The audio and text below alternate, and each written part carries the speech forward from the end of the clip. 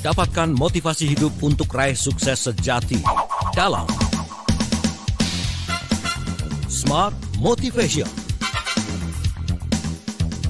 Smart Motivation bersama Eloy Zaluku, the one and only theocentric motivator, sales training, expert and performance consultant. Selamat mengikuti.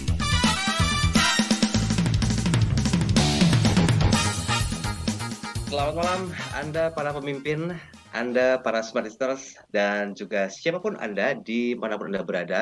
Walaupun sebagian Jakarta hari ini diguyur hujan yang teramat sangat deras dan juga lebat, tapi semoga itu menghapus semua kelelahan Anda, memberikan satu hawa segar, dan Anda bisa fresh kembali untuk sedikit meluangkan waktu di rumah, ketemu dengan pasangan Anda, ketemu dengan keluarga Anda, dan bisa kembali beristirahat. Tapi sebelumnya, saya Daniel Adam temani Anda 1 jam bersama dengan seorang pria yang kayaknya malam hari ini beliau lagi bingung sepertinya. Tapi biar gimana pun juga, beliau adalah founder and master teacher of TML, Theocentric Motivation and Leadership, Rep Self Trainer, NLP Licensed Practitioner, Team Alignment Facilitator, and Organizational Culture Consultant, and he is Director of Capstone Asia, Servitama, dan CSA, Pak Eloy Zaluku. Selamat malam Pak Eloy. Selamat malam. Waduh, suara saya terdengar dengan jelas ini. Halo. Loud and clear Pak Eloy. Luar biasa Mas Daril, seperti biasa. Selamat malam, dan semangat pagi. Siap menginspirasi Indonesia Raya. Oke. Ini tadi saya bilang Pak Eloy lagi agak bingung nih malam hari ini. Kenapa? Bukan bingung karena beliau nggak ngerti sesuatu, tapi bagaimana sebetulnya kebingungan ini diejawantahkan dengan sebuah tema ya Pak Eloy ya, yaitu can culture be measured? How? Bisa nggak sih budaya organisasi itu diukur, atau mungkin juga diaudit, atau didiagnosa? Kalau misalnya bisa, gimana caranya? Nah, ini akan jadi bahasan kita di hari ini, terjadi hari Rabu 7 September 2022, dan kita akan coba review dulu biar ketemu nih Pak Eloy sangkut pautnya antara beberapa minggu yang lalu dengan bahasan kita sekarang. Biar nggak bingung Pak Eloy, silakan. Yes. Jadi kata bingung tadi itu bagus Mas Daryl, karena lebih kepada bagaimana ya supaya pembahasan yang terasa berat ini itu tetap bisa dipahami seluruh pendengar setia kita. Kan program kita ini Smart Motivation.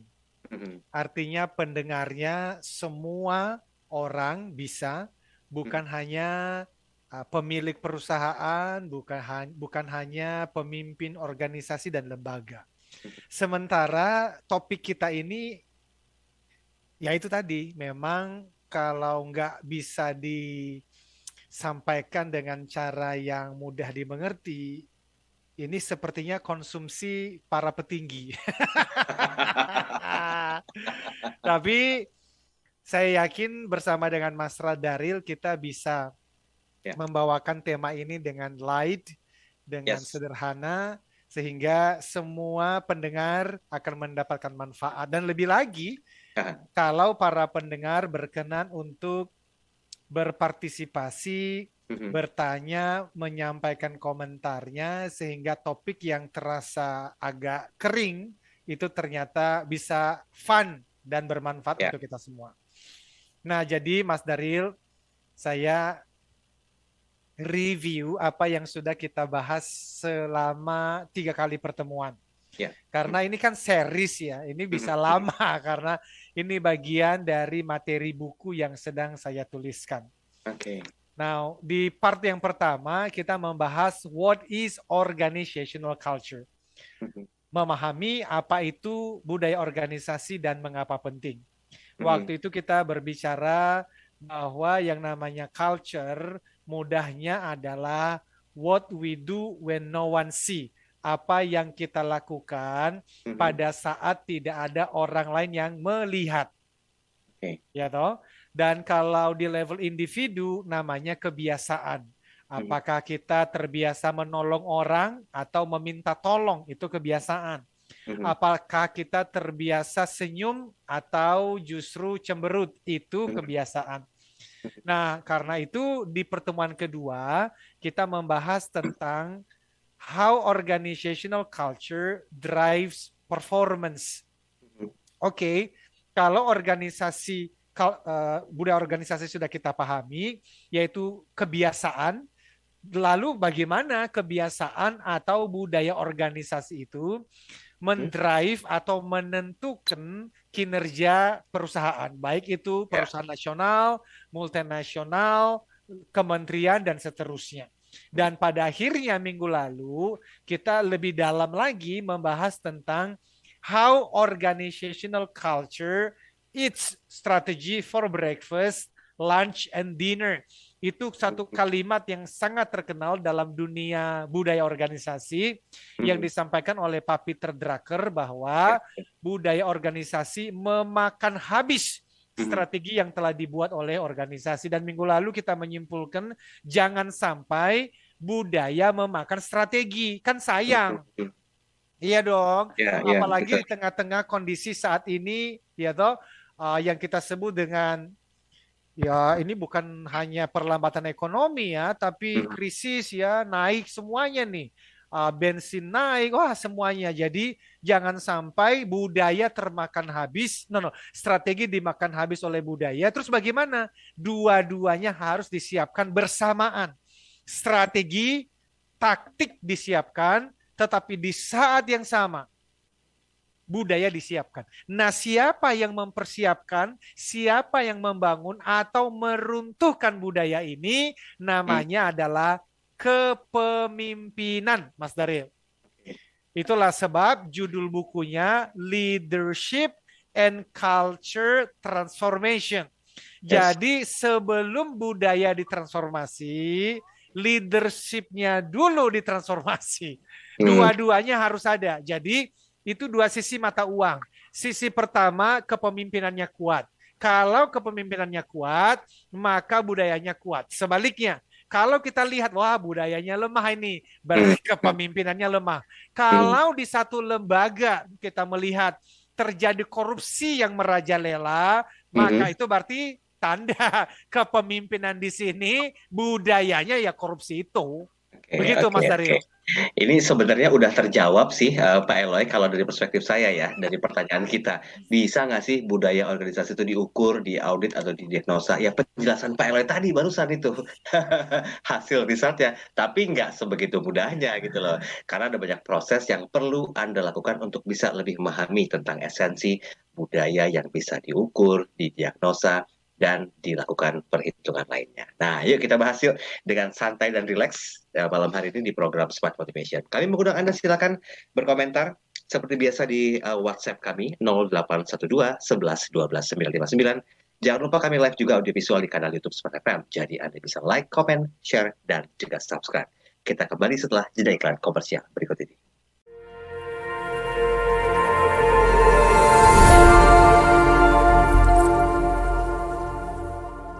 Kabar gembira, kini program TML Practitioner tanpa kriteria khusus hadir untuk seluruh masyarakat Indonesia. TML adalah singkatan dari Theocentric Motivation and Leadership yang merupakan model pembelajaran dan juga pelatihan dalam bidang motivasi dan kepemimpinan yang diintegrasikan dengan pemahaman spiritual. Pelatihan TML Practitioner dilakukan secara virtual bersama para Certified Theocentric Motivator terpilih dan Eloy Zaluku sebagai Founder and Master Teacher of TML. Ayo, dapatkan penawaran khusus dengan sistem TSA atau transfer semampu Anda. Terbatas untuk 100 orang pendaftar pertama.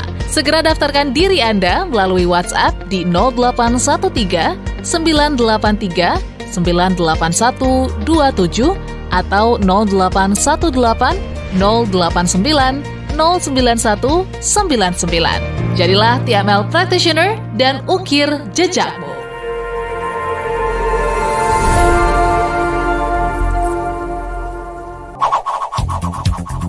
Kembali Anda simak dalam Smart Motivation bersama Eloy Zaluku. Smart Motivation.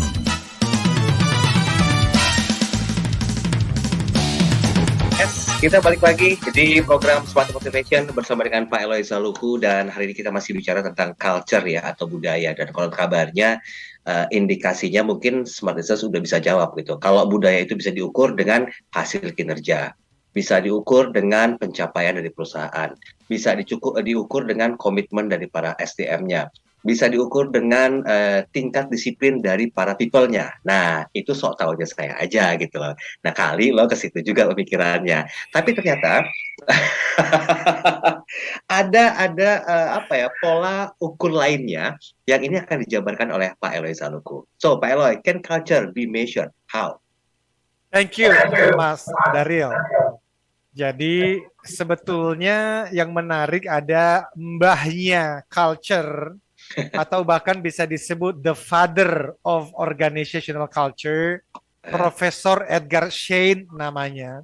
Itu pernah memberikan kalimat yang menarik bahwa culture survey tidak dapat mengukur budaya sebuah organisasi. Nggak bisa katanya. Jadi survei budaya itu nggak bisa. Jadi jangan digunakan. Nah, ini bisa menjadi kalimat yang provokatif karena kalau tidak menggunakan culture survey, lalu gimana caranya? Karena toh harus diukur toh, harus diaudit toh, Mas Daryl. Loh, kenapa harus diukur? Nah, ini dari pemikir yang lain mengatakan bahwa if you cannot measure it, you cannot manage it. Kalau nggak bisa diukur, nggak bisa dikelola. Itu sangat terkenal dalam dunia manajemen. Jadi apapun yang tidak bisa diukur, tidak bisa dikelola. Jadi kalau Mas Daryl ngomong pada istri, aku sayang kamu. lalu ditanya, buktinya apa? Gimana cara mengukurnya? Nah, itu mesti ada ukurannya. Misalnya apa yang ideal ya? Nah, ini yang maksud dari Pak Edgar Schein.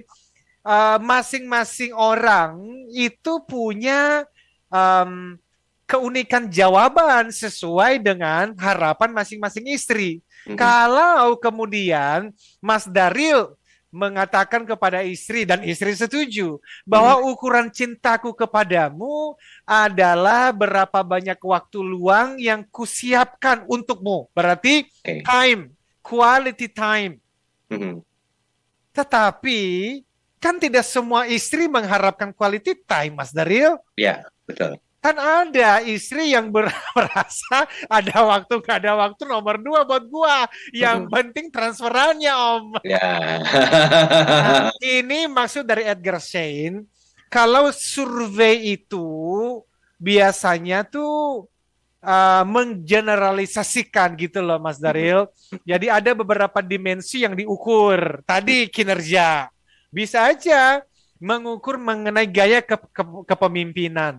Tapi Pak Edgar Schein mengatakan, tunggu, masing-masing perusahaan itu unik loh. Bahkan di dalam culture perusahaan bisa ada subculture-nya lagi. Bahkan ada culture-culture kecil lagi karena masing-masing orang unik. Nah, nanti kita lihat bahwa sebenarnya beliau itu mau mengedepankan metode riset yang namanya adalah kualitatif. Bukan kuantitatif. Jadi, kan masing-masing peneliti, masing-masing profesor punya mazhabnya sendiri. Cuman, smart listeners dan sahabat TML, sekalipun aku sangat menghargai Pak Edgar Schein, aku juga pertama kali belajar ilmu leadership and culture dari beliau. Tetapi nyatanya, Mas Daryl, kualitatif research itu lama. Lama. Karena itu ya, di dalam bukunya beliau bilang, cara beliau membantu klien-klien perusahaan-perusahaan di seluruh dunia itu, caranya observasi. Jadi beliau bisa datang tuh, mengikuti meeting di perusahaan itu. Beliau hanya duduk aja, dengerin. Lalu nanti ada catatan. Dia tulis-tulis catatan-catatan kecil. Dia bisa kunjungan ke pabrik beberapa kali, ya toh? Dia bisa kunjungan menemani orang-orang itu kalau ketemu dengan klien. Dibayar berapa besar? Dibayar berapa gede? Itu kalau perusahaan multinasional dengan uangnya gede ya bisa bayar. Nah, kalau kita bayar perusahaan, kalau kita kliennya perusahaan-perusahaan kecil, lalu kita habiskan waktu berminggu-minggu hanya untuk observasi culture, yang akan jadi apa? Iya, betul. Oke, jadi Mas Daryl, pertanyaannya, bisakah culture diukur? Harus bisa. Karena apapun yang tidak bisa diukur, tidak bisa dikelola, ya kan? Tetapi kemudian bagaimana caranya? Ada yang menggunakan quantitative research, biasanya menggunakan survei kuesioner, itu yang tadi Pak Edgar Schein tidak mau. Lah kenapa dia tidak mau? Nah, dijelaskan. Ada seorang pakar budaya organisasi yang lain lagi. Kalau ini seorang ibu, namanya adalah Naomi Stanford. Beliau menuliskan buku berjudul Organizational Culture, dan beliau mengatakan begini, ya. Kenapa Edgar Schein mengatakan itu? Dia teliti, dia bilang begini. Karena riset yang dilakukan dengan cara survei, biasanya yang menggunakan kuesioner itu, mereka tuh pertama-tama memilih topik yang mau dimasukkan untuk diteliti, untuk diriset, ya. Misalnya gaya kepemimpinan. Nah, bisa juga dengan tadi customer satisfaction and loyalty-nya misalnya. Tadi Mas Daryl sudah mengatakan disiplin karyawannya, betul. Tetapi kemudian bahwa ada kekurangan-kekurangannya, ya ada. Makanya nanti si Ibu Naomi Stanford ini mengatakan ya udah, kita tetap menggunakan survei atau quantitative research, tapi juga ditambah dengan qualitative research. Itu berarti menggunakan apa? Biasanya interview, Mas Daryl. Kita wawancara. Jadi kalau kami membantu klien-klien, dari hasil survei tadi, kita asumsikan saja, katakanlah ini validitasnya 70%. Misalnya begitu ya. Tetapi untuk mendapatkan sampai 80-90%, maka kita kemudian menggunakan metode kualitatif dengan cara kita melakukan wawancara atau kemudian fokus group discussion perihal beberapa hasil yang bagi kita ini anomali, ini kok berbeda banget, ini kok membingungkan antara jawaban top management dengan middle management dengan staff kok beda sekali. Nah, itu kemudian kita validasi melalui yang disebut dengan interview dan focus group discussion. Nah, namanya berarti apa? Mixed method. Jadi bukan hanya kualitatif, bukan hanya kuantitatif yaitu survei, bukan hanya kualitatif yaitu interview dan focus group discussion, tapi dua-duanya itu disebut sebagai mixed method dan harusnya hasilnya bisa dipertanggungjawabkan, walaupun nanti saya sampaikan ada cara terbaru yang ditemukan oleh beberapa orang yang saya baca dari Harvard Business Review menggunakan teknologi. Nanti saya sharingkan karena keren banget, Mas Daryl. Oke. Pak Eloy, sorry, saya salah sedikit Pak Eloy. Apakah ini nanti akan menemukan sebuah bentuk cara ideal mengetahui interpretasi dari setiap individu?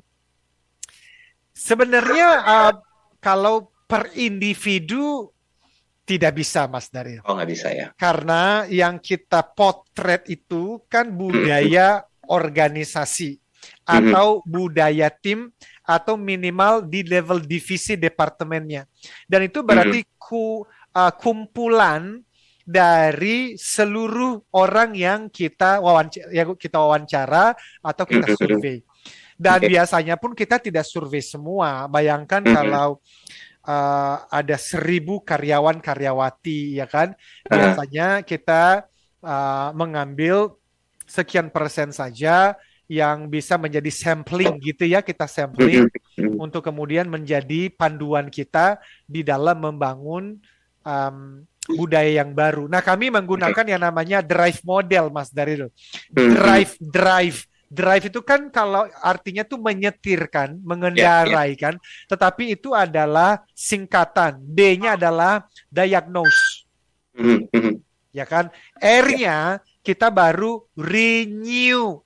kita rejuvenate, kita refresh. Bagaimana kita bisa merenew, memperbaharui kalau tidak didiagnosa dulu. Nah, seperti itu Mas Doni. Oke. Kalau gitu kita break dulu ya, Pak Eloy ya. Biar lebih santai. Gak jadi berat kan bahasan kita, jadi santai ya. Ini santai, mantap.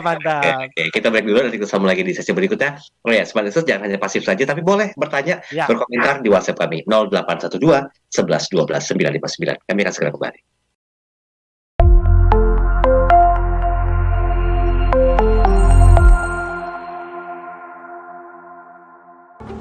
Eloy Zaluhu, Founder and Master Teacher of TML, Theocentric Motivation and Leadership, kembali memberikan kesempatan kepada 25 orang terpilih untuk menjadi Certified Theocentric Motivator batch kelima tahun 2022.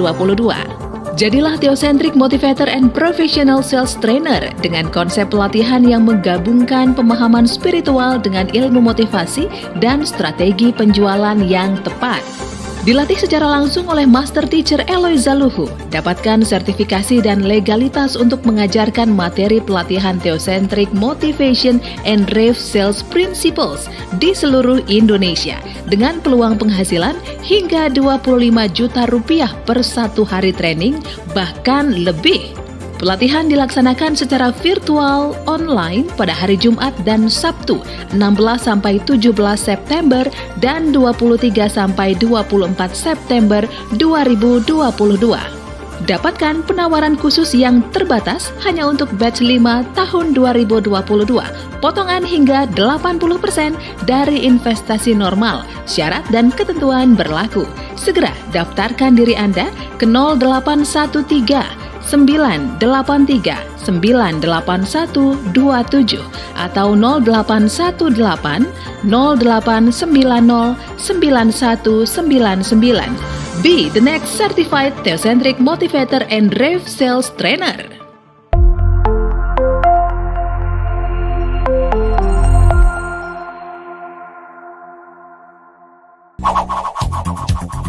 Kembali Anda simak dalam Smart Motivation bersama Eloy Zaluhu. Smart Motivation.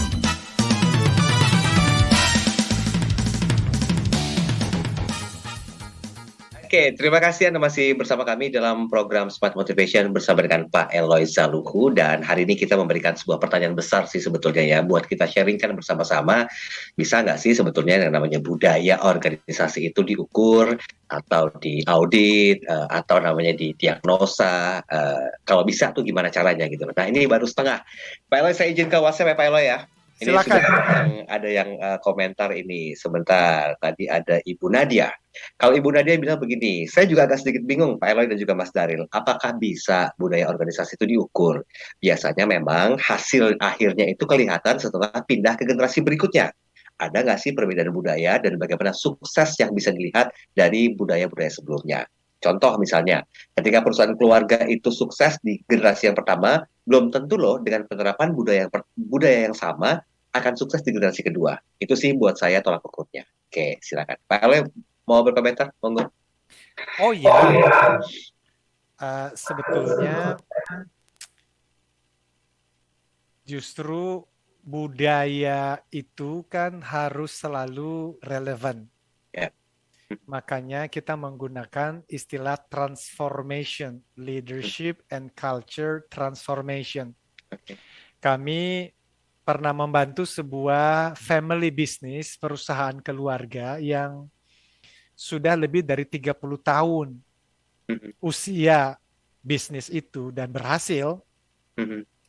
Kalau kita ngobrol dengan founder atau pemilik ya perusahaan, nggak pernah berpikir tuh mengenai budaya, nggak pernah berbicara juga mengenai istilah budaya itu. Tetapi apakah ada budaya di dalam perusahaan itu? Ya ada. Nyatanya beliau punya prinsip-prinsip tertentu yang digunakan selama bisnis. Termasuk ketika merekrut karyawan, ternyata beliau punya semacam prinsip-prinsip yang kudu ada. Kalau nggak ada di orang tersebut, beliau tidak akan rekrut. Nah, itu budaya sebenarnya. Nah, cuman pertanyaannya, prinsip-prinsip yang digunakan 10 tahun, 20 tahun, 30 tahun yang lalu masih relevan nggak sampai sekarang? Contoh, kalau bicara tentang alignment, menyelaraskan apa yang menjadi strategi perusahaan dengan seluruh karyawan. Maka kalau kita bertanya kepada, let's say, baby boomers atau Gen X deh ya, yang usia 50 tahun ke atas misalnya gitu. Gimana caranya Om untuk bisa menyelaraskan nih strategi agar seluruh karyawan itu bekerja seperti yang diharapkan oleh perusahaan? Lah mereka ngomong apa? Oh gampang. Gimana caranya? Ya katakan kepada mereka dong supaya mereka ikut. Kalau nggak ikut, ya omelin aja. Kita akan ngomong begini, Om. Gaya itu mungkin saja berhasil sampai tahun 2010. Di 2022 udah nggak bisa, Om. Nah, karena itu berarti harus terjadi perubahan budaya. Nah, apa yang dikatakan Ibu Nadia tadi, ya betul. Ketika generasi pertama berhasil mencetak ya kesuksesan bisnis, ya iya. Beda cerita dengan yang terjadi sekarang ya Mas Daryl. Dengan disrupsi ya. Dan dulu ya persaingan terjadi. Tetapi tidak seheboh sekarang. Dulu 10 tahun yang lalu, bahkan 5 tahun yang lalu lah, perubahan, change itu ada. Tapi ketika kita berhasil beradaptasi dengan perubahan, kita punya waktu 1 tahun, 2 tahun, 3 tahun untuk menikmati hasil adaptasi itu, benar gak? Untuk ngumpulin duit lagi. Lah sekarang kita baru mau beradaptasi dengan satu perubahan, 1 bulan kemudian ada perubahan yang baru. Jadi kita belum berhasil menikmati kerja keras kita, ya toh? Udah ada perubahan baru lagi. Makanya semakin banyak orang yang ini saya sudah sampaikan ya beberapa waktu yang lalu, beberapa CEO dunia itu mundur dari jabatannya loh Mas Daryl. Nggak kuat Mas Daryl. Berat banget. Iya toh. Karena ya itu, VUCA itu dia dipaksa harus cepat mengambil keputusan. Tapi gimana mengambil keputusan di tengah-tengah uncertainty, itu nggak gampang loh Mas Daryl. Nah itu sendiri butuh budaya baru toh. Bayangkan kalau semua manajer cabang di seluruh Indonesia masih menggunakan gaya 10 tahun yang lalu. Apa itu? Ya kita tunggu apa kata Bapak. Iya. Kita ngomong dulu ke pusat. Habis. Jadi itu jawaban saya untuk Mbak Nadia. Oke, baik. Saya mau menyapa dulu deh sebelum Pak Eloy bisa fokus lanjutin sampai dengan jam 8 malam hari ini dari Gurundok Channel. Malam Mas Daryl, Pak Eloy. Izin nyimak Smart Motivation malam hari ini. Oke, terima kasih. Siap. Lanjut, Pak Eloy. Siap. Tadi saya ada menyampaikan hasil penelitian dari 3 orang hebat nih. Saya membaca jurnal mereka, tulisan mereka di Harvard Business School. Harvard Business tulisan-tulisan mereka di Harvard Business lah ya. Namanya Matthew Corritor, Amir Goldberg, dan Samir Srivastava. Jadi sekarang ya mereka melakukan culture diagnose itu dengan menggunakan big data, Mas Daryl. Dan mereka menggunakan istilahnya big data processing gitu. Jadi mereka itu mengtrace ya kultur itu mereka audit berdasarkan elektronik gitu loh, electronic communication, entah itu melalui email, lalu kemudian isi WhatsApp group, kemudian mereka juga mereview pelanggan konsumen terhadap produk dan jasa tertentu, dan dengan teknologi yang ada mereka itu bisa dalam waktu cepat ratusan ribu itu bisa diolah tuh Mas. Hebat ya. Jadi ini saya keren banget teknologi. Jadi dulu memang aku pikir kita kan ya. Jadi harusnya itu akan lebih cepat. Walaupun saya sih merasa metode ini belum terlalu umum, tetapi ya 2-3 tahun ke depan saya pikir Indonesia juga akan mulai menggunakan ini dan harusnya itu akan membantu kita. So saya kira seperti itu Mas Daryl. Kita bisa lanjutkan nanti dengan hal-hal yang berbeda. Tetapi saya akan menyampaikan selain dari big data tadi, kalau yang dikenal oleh dunia itu ada 3 tools culture assessment yang sangat terkenal, Mas Daryl. Yang pertama dikenal dengan OCI atau OCI. OCI itu adalah singkatan OCI dulu deh, kita mulai dari OCI itu lebih lama lagi. OCI itu di-develop oleh 2 orang yang sangat ternama juga dalam dunia budaya, namanya Profesor Cameron dan Quinn. Jadi OCI itu singkatan Mas Daryl dari Organizational Culture Assessment Instrument. Keren sih. Saya bahkan sudah menerjemahkan juga itu questionnaire yang mereka gunakan, lalu kemudian saya sadur untuk kemudian beberapa bisa digunakan di beberapa perusahaan. Jadi ada 6 hal yang mereka ukur di situ, Mas Daryl. Yang disebut sebagai dominant characteristics, lalu yang kedua organizational leadership, kemudian management of employees, kemudian organization glue, kemudian strategic emphasis, dan kemudian criteria of success. Ada 6 hal itu yang kemudian mereka ukur, dan masing-masing 6 ini ada pertanyaan-pertanyaan questionnaire di bawahnya. Menurut saya sih keren banget. Kemudian ada lagi Mas Daryl namanya OCI tadi. Itu singkatan dari Organizational Cultural Inventory. Ini dikembangkan ya oleh seorang profesor juga namanya Robert Cook dan Jay Clayton.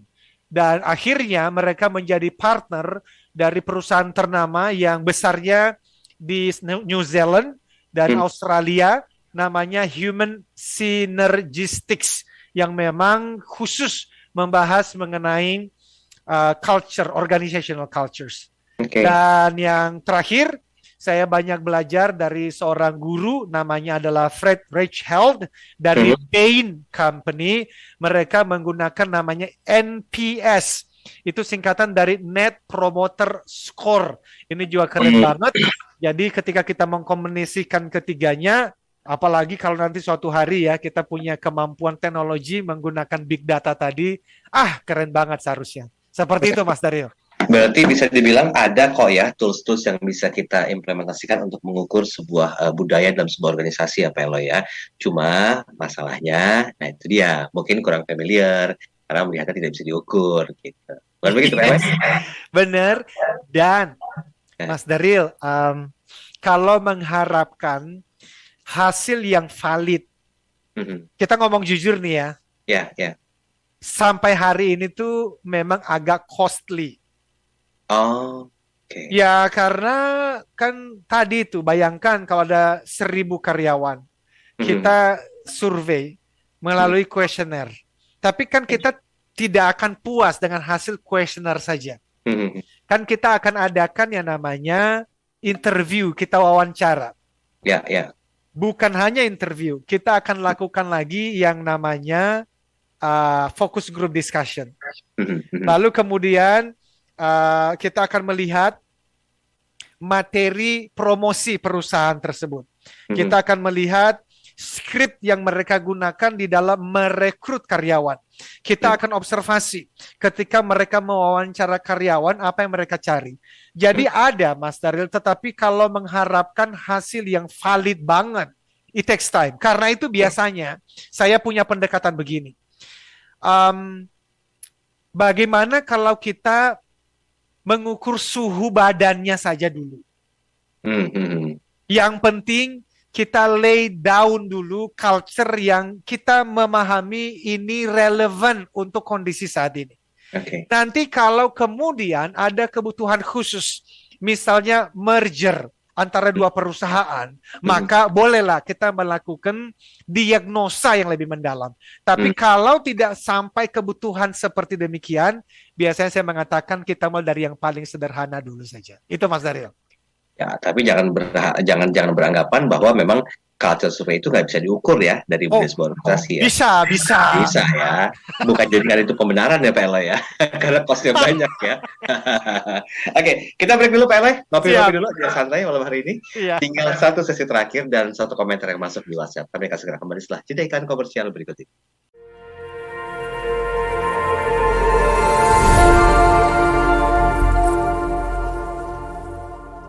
Kabar gembira.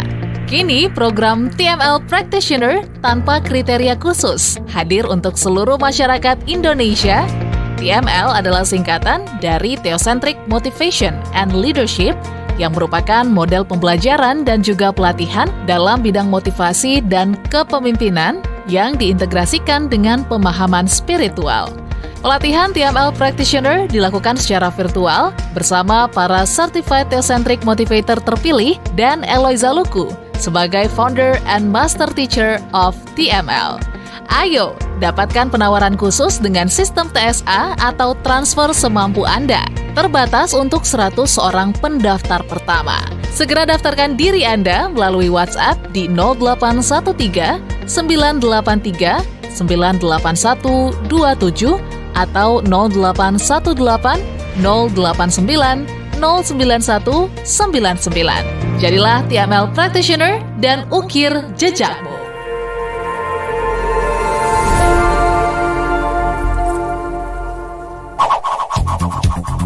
Kembali Anda simak dalam Smart Motivation bersama Eloy Zaluku.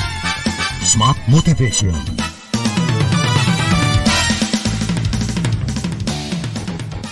Oke, sudah sampai di sesi terakhir yang tadi awalnya kita rasa berat ya untuk bahas masalah ini, tapi we gonna make it simple. Alhamdulillah.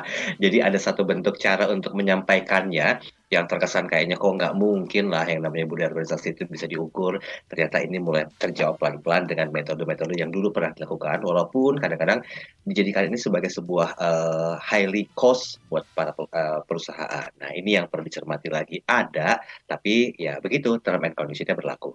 Pak Eloy, saya izin ke WhatsApp dulu Pak Eloy ya. Silakan. Sebelum kita bahas, ini sudah ada Kinan. Kalau Bapak atau Ibu Kinan bilang begini katanya, kalau saya sih setuju ya yang disampaikan oleh Pak Eloy Zaluku tadi tentang cara-cara untuk mengukurnya, bisa dengan menggunakan FG, forum group discussion, dan juga lainnya. Tapi apakah itu akan long lasting Pak Eloy, dan berapa lama kira-kira survei tentang budaya ini perlu dilakukan secara komit dari tahun ke tahun, bahkan dari generasi ke generasi? Bagus pertanyaannya nih ya. Mas Daryl, kami itu ada namanya Q12. Apa tuh? Q12 itu 12 pertanyaan. Oh, oke. Itu bisa selesai hitungan kira-kira maksimal 30 menit. Ini yang saya katakan kita gunakan sebagai diagnosa awal. Dan biasanya sih cukup membantu ya. Untuk kita gunakan di perusahaan-perusahaan, dan itu nggak ada cost apa-apa karena itu kita bikinkan Google Form biasa, lalu mereka menjawab di sana, kemudian kita olah datanya dan nanti kelihatan tuh apakah perusahaan kita cukup sehat atau tidak. Itu yang pertama. Oke. Setelah kita melakukan questionnaire tadi, survei Q12 tadi, maka kita akan wawancara dan biasanya ya kita mulai dari top management, kemudian middle management, lalu kemudian kita kalau merasa perlu kita akan ambil juga sampel dari karyawan atau staff. Nah, pertanyaan dari Kinan tadi, berapa lama ini bisa bertahan? Oh, ini bisa bertahan. Ya, ya sebenarnya kalau mau rutin, ya bisa sekali setahun disurvei. Survei-survei kecil-kecilan saja untuk melihat elemen-elemen atau bagian-bagian yang menjadi penting di perusahaan tersebut naik atau turun. Contoh, katakanlah core values dari perusahaan tersebut berorientasi pelayanan. Jadi customer service itu penting. Maka itu diukur. Bisa diukur sekali setahun, bisa diukur sekali 2 tahun, tergantung kebutuhannya. Nah, justru tadi saya sampaikan, kalau kebutuhannya mendesak dan penting banget, misalnya nih merger atau ada kesempatan beraliansi dengan perusahaan lain. Nah, itu penting karena saya membaca satu kasus di luar negeri, ada 2 maskapai yang mau merger. Nah, masing-masing perusahaan airlines itu kan punya budaya yang berbeda, Mas Daryl. Bayangkan perusahaan maskapai yang low budget dengan maskapai yang premium, kan pasti culture-nya beda. Beda, betul. Yang satu ngejar kepuasan dan pelayanan kepada customer, yang satu lagi kan lebih kepada efisiensi biaya. Ya toh, lebih kepada kecepatan, tidak mempedulikan yang namanya pelayanan. Nah, karena itu ini mesti disurvei culture-nya sebelum mereka merger. Dan dari kasus yang saya baca, akhirnya setelah disurvei, 2 perusahaan tadi memutuskan untuk tidak merger karena budayanya beda banget. Ya udah pastilah. Ya. Nah, jadi itu yang pertama. Yang kedua, tapi by the way, untuk mereka melakukan surveinya, Mas Daryl. Kebayang kalau nggak melakukan survei dan mereka kelanjur merger dan ternyata kayak apa ya? Dan ternyata bangkrut. Kasihan, sayang. Lebih besar lagi kerugiannya ya. Lalu kemudian kadang-kadang ya berhubungan dengan strategi. Ya, ada yang strategi perusahaannya tadinya adalah kualitas produk yang paling penting.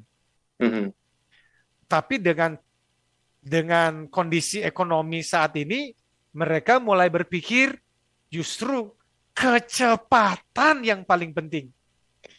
Nah, tapi mereka ragu-ragu nih. Maka mereka mensurvei culture dan sekaligus mensurvei juga target pasar mereka yang baru. Nah, itu penting. Bisa juga dengan peluang-peluang pengembangan bisnis terbaru. Jadi, jawaban saya bisa sekali setahun, bisa sekali 2 tahun, kembali kepada kebutuhannya. Justru, izin Mas Daryl, yang saya sayangkan, kita pernah membantu loh beberapa perusahaan-perusahaan, mulai dari diagnosa, sampai kita bangun budaya perusahaan. Sampai blueprint-nya tuh bisa setebal ini Mas Daryl. Sayangnya, ada sebagian di antara mereka yang setelah kita buatkan, terus budayanya malah nggak dihidupin. Sayang banget, dan itu ada hubungannya dengan leadership. Seperti selalu saya katakan, yang namanya strategi, yang namanya budaya eksekusi penting, tapi enablernya yang memastikan itu jadi atau enggak jadi itu barang adalah kepemimpinan. Jadi kita akan bahas juga di waktu-waktu yang akan datang, pentingnya kepemimpinan itu dalam membangun atau jangan-jangan meruntuhkan sebuah budaya. Demikian Mas Daryl jawaban saya untuk Kinan. Oke, ini tanggung kita mutusinnya Pak Elo ya, tinggal 4 menit loh. Karena itu kalau gitu saya akan selesaikan dengan langkah-langkah di dalam membangun lah atau mendiagnosa, mengaudit yang namanya budaya perusahaan itu. Ya. Ini saya bicara dari pengalaman membantu klien-klien dan juga dari referensi-referensi yang saya pelajarin. As a culture consultant, maka yang paling pertama kita lakukan biasanya Mas Daryl, memahami dengan baik budaya organisasi yang ada, dan itu bukan langsung pada research baik itu kualitatif maupun kuantitatif tadi. Tetapi mulai dari kita mengobservasi waktu kita ngobrol-ngobrol dengan para pemilik bisnis, waktu kita masuk ke perusahaan mereka, kita masuk ke toilet, itu semua tuh bisa menjadi bagian observasi kita tuh. Kita ngobrol dengan toilet yang saya maksudkan tadi itu adalah bersih atau tidak. Karena kalau toiletnya saja tidak bersih, ini sebetulnya kan mengirimkan satu pesan ini, Mas Daryl. Ya kan? Waktu kita ngobrol dengan resepsionis, itu mengirimkan satu pesan. Nah, baru kemudian kita melakukan assessment menggunakan metode-metode research tadi, tetapi kita juga perlu memahami sejauh mana nih, sedalam apa kita mengukur culture tersebut. Nah, itu perlu pembicaraan mendalam dengan para owner, para pemimpin perusahaan atau lembaga. Jangan sampai sia-sia uang yang kita keluarkan, tenaga yang kita keluarkan. Jadi harus benar-benar di awal sebetulnya objektifnya apa, ya kan? Kemudian kita menentukan pendekatan, ya, yang kita gunakan sesuai dengan anggaran yang tersedia, sumber daya yang tersedia. Intinya begini, Mas Daryl, kalau kita membangun culture, kami selalu mengatakan kepada klien untuk mereka mempersiapkan internal team. Jadi itu ada strukturnya tuh, Mas Daryl. Mulai dari culture owner, itu biasanya pemilik perusahaan atau board of director. Mereka yang harus own the whole process. Di bawahnya ada yang disebut sebagai culture leader. Jadi biasanya ini terdiri dari 2, 3, sampai 5 orang, yang mana ini orang-orang yang tandem dengan kami. Sejak meeting pertama, 2, 3, 5 orang ini harus ada. Kenapa? Karena nanti setelah kami selesai mengerjakan proyeknya, kan 5 orang ini yang akan menjalankan roda culture itu di perusahaan mereka. Dibantu oleh yang ketiga. Siapa itu? Namanya culture agent. Siapa culture agent? Itu biasanya level-level manager. Kenapa? Karena manajer ini yang akan meneteskan, yang akan menjadi role model terhadap anggota timnya di cabang atau di departemen masing-masing. Baru yang keempat, namanya adalah culture member. Itu berarti seluruh organisasi dan bahkan di dalam mensosialisasikan dan menghidupi culture itu pun biasanya ada pilot projecting dulu di awal. Nah, karena itu perlu obrolan di awal supaya kita tidak mengeluarkan terlalu banyak biaya dan tenaga di awal untuk sesuatu yang belum tentu digunakan dalam 1-2 tahun ke depan. Demikian, Mas Daryl. Baik, konklusinya udah, tinggal kita closing. Ini udah mepet banget waktunya, Pel. Tapi terima kasih banyak ya bagi Anda sebagai yang terlewatkan untuk mendengarkan secara utuh bahasan ini. Video ini kami simpan rapih di kanal YouTube Smart FM. Makanya subscribe, like, dan share agar Anda juga punya kesempatan untuk berbagi pengetahuan bersama dengan rekan-rekan Anda. Dan kita harus akhiri perbincangan kali ini. Ketemu lagi nanti di pekan depan. Saya Daryl Adam. Saya Eloy Zaluhu, inspire people, develop leaders, and build organizational culture. Sampai jumpa. Dadah.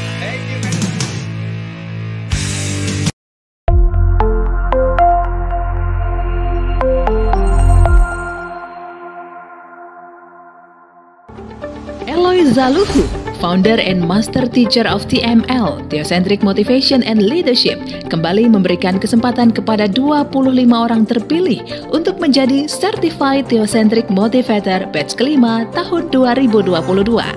Jadilah Theocentric Motivator and Professional Sales Trainer dengan konsep pelatihan yang menggabungkan pemahaman spiritual dengan ilmu motivasi dan strategi penjualan yang tepat. Dilatih secara langsung oleh Master Teacher Eloy Zaluhu, dapatkan sertifikasi dan legalitas untuk mengajarkan materi pelatihan Theocentric Motivation and Rave Sales Principles di seluruh Indonesia dengan peluang penghasilan hingga 25 juta rupiah per 1 hari training, bahkan lebih.